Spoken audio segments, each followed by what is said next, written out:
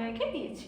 ঠিক আছে, দুজন এখানে বেশ সুন্দর কোন মিডিয়ামে আছে, এয়ার মিডিয়ামে আছে, তারা নিজেদের মধ্যে কথা বলতে পারবে, খুব সুন্দর করে কথা বলতে পারবে।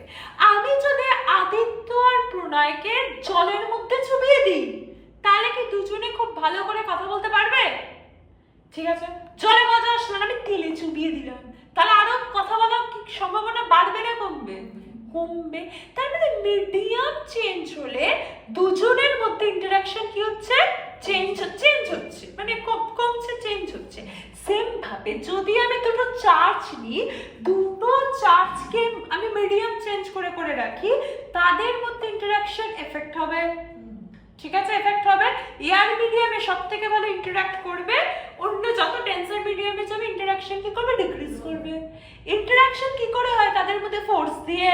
তো আমি যদি দুটো চার্জকে এয়ার মিডিয়ামে রাখি, তাদের মধ্যে ফোর্স সব থেকে কি হবে?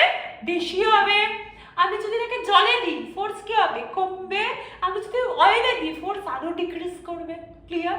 তো এই যে ফোর্স চেঞ্জ হচ্ছে, বাড়ছে, কমছে, ডিফারেন্ট মিডিয়ামে ডিফারেন্ট হচ্ছে, এটা কে বোঝায়? এটা বোঝানোর জন্য ফোর্স কিভাবে ভ্যারি করবে ডিফারেন্ট মিডিয়ামে, এটা বোঝানোর জন্য মার্কেটে কে এসেছিল? পারমিটিভিটি। পারমিটিভিটি মানে পারমিট করা, কতটা ফোর্সকে পারমিট করছে। তো পারমিটিভিটি আমাকে বোঝায় যে কিভাবে ইন্টারাকশন হবে, কোন মিডিয়ামে কতটা ফোর্স পারমিট হবে। ক্লিয়ার? পারমিটিভিটি কি বুঝেছি? পারমিটিভিটির সিম্বল হলো এপসাইলন। এটাকে লেখা হয় এপসাইলন দিয়ে লেখা হয়। ঠিক আছে, ই না, ই তো এরকম, আমি এরকম লিখেছি। সি পেট কাটা, পেট কাটা সি, মানে পুরো কথা না, অর্ধেক কাটা। ঠিক আছে, হ্যাঁ কার্ভ টাইপ। এগোচ্ছি। কের সাথে কি রিলেশন? কি আমি বললাম না কুলম্ব কনস্ট্যান্ট দিয়ে বলবো। কুলম্ব কনস্ট্যান্ট কে, এটা কি?